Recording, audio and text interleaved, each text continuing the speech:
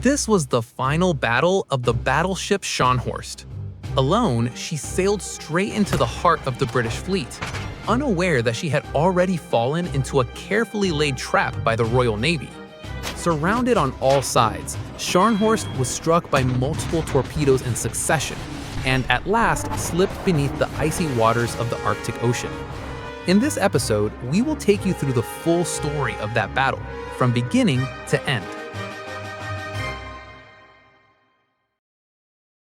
Scharnhorst featured a short, wide hull, powerful main guns, and an elegantly designed superstructure. Many historians consider her one of the most perfectly designed German warships of World War II, her very silhouette projecting an unmistakable sense of menace. Commissioned on January 7, 1939, Scharnhorst measured 235 meters in length, 30 meters in beam, with a draft of 8.7 meters.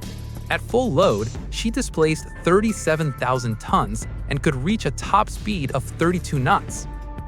Her main armament consisted of 3 triple-mounted 283mm gun turrets supported by 12 150mm rapid-fire secondary guns. For air defense, she carried 14 twin-mounted 105mm anti-aircraft guns. In her design, Scharnhorst balanced battleship-level armor protection with strong firepower. The frontal armor of her main gun turrets reached 360mm, while the conning tower, barbettes, and armored belt were protected by armor up to 350mm thick. Her transverse bulkheads ranged from 150 to 200mm. Her low-profile hull made it difficult for enemy fire to strike critical compartments directly. In addition, she was equipped with torpedo launchers, giving her limited close-range combat capability.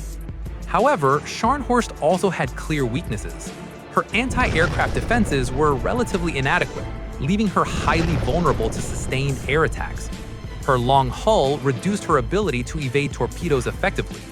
Compared to battleships of similar class, her main guns were smaller in caliber, limiting their armor-piercing capability, especially at long range, where penetration drops significantly. As a result, she often struggled in extended long-distance engagements. After entering service, Scharnhorst took part in numerous naval battles, often operating alongside her sister ship, Gneisenau.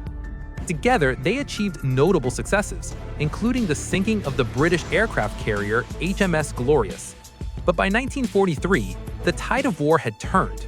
Scharnhorst had become the only major German capital ship still capable of active operations. On the night of December 25, 1943, darkness blanketed the Arctic seas. Howling winds and towering waves battered the frozen waters. Under the command of Fleet Commander Erich Bay, Scharnhorst pushed through a violent snowstorm, preparing to attack a convoy bound for the Soviet Union. Suddenly, several star shells pierced the night sky. The ocean was instantly illuminated, and Scharnhorst was fully exposed. Through the blinding snow, Bay saw the muzzle flashes of British warships. This mission had never been intended as a decisive engagement against British capital ships. Bay immediately ordered a 150-degree turn to disengage while returning fire. As Scharnhorst began to turn away, her aft main turret swung toward the enemy and unleashed a full salvo. But British fire was devastatingly accurate. One shell struck and disabled Scharnhorst's radar. Before smoke screens could fully form, another shell slammed into the ship. With her radar destroyed, Scharnhorst was now at a severe disadvantage. Bay ordered a withdrawal, confident he could outrun his pursuers. What he did not realize was that he was not being chased by a single ship. A British task force was close behind, while a second fleet centered around the battleship HMS Duke of York waited to the south. Commanding this force was Admiral Bruce Fraser, head of the British Home Fleet.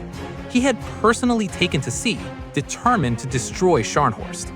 When Fraser received word that Scharnhorst was heading directly toward his position, he knew the moment had come. On British radar screens, the long-sought target finally appeared. Fraser ordered Duke of York to advance slowly, tightening the noose, while Scharnhorst remained completely unaware. Unwittingly, Scharnhorst sailed straight into British gun range. Fraser ordered his crews to hold steady. The massive turrets of Duke of York rotated into position, 10 356mm guns ready to fire. Bay believed the battle was over and continued south toward port. Then another star shell burst directly ahead. In the next instant, Duke of York unleashed a full broadside. Shells crashed into the sea around Scharnhorst, sending towering columns of water and deafening metallic impacts across her decks.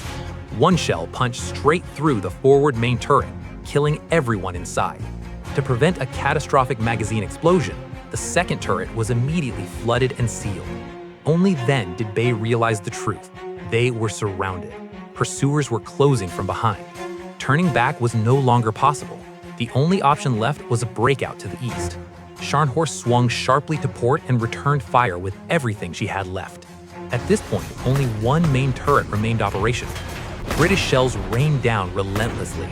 Another hit struck the superstructure, igniting a fierce fire. Shortly afterward, German crews discovered the turret had not caught fire. The flooding had been unnecessary. Bay ordered the water pumped out, and the turret resumed firing.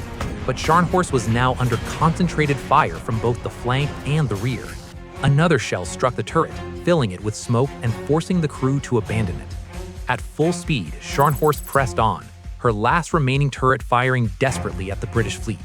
Admiral Fraser grew increasingly anxious as the target began to edge away. Then, Scharnhorst scored a hit. A shell struck Duke of York, damaging British radar and briefly preventing accurate targeting. Radar operator Petty Officer Bates acted immediately. In the midst of a raging blizzard and freezing winds, he climbed the mast to repair the radar antenna, despite the violent blast waves from the ship's own guns. He succeeded in restoring the antenna, and the radar screen flickered back to life. The distance between the two ships now exceeded 10 nautical miles. Though still within gun range, the storm made accurate fire extremely difficult. Duke of York adjusted her firing solution. 356mm shells roared through the darkness. 30 seconds later, a direct hit struck Scharnhorst, piercing the upper armor belt and exploding inside passage number 1. Bay knew then that everything was lost. At this speed, escape was impossible. He sent his final message: "We will fight until the last shell. Long live Germany."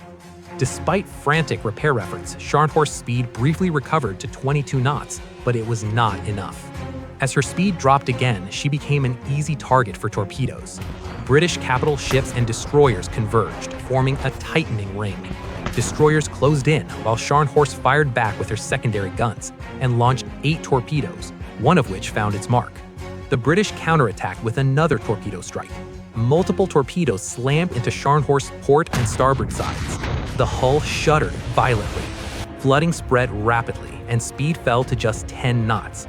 Though the German crew continued to fight with determination, the outcome could no longer be changed. In the final close-range torpedo salvo, Scharnhorst suffered a fatal blow. Her remaining main turret was completely disabled. Seawater poured in, and the ship began to list heavily. Bay ordered the ship abandoned.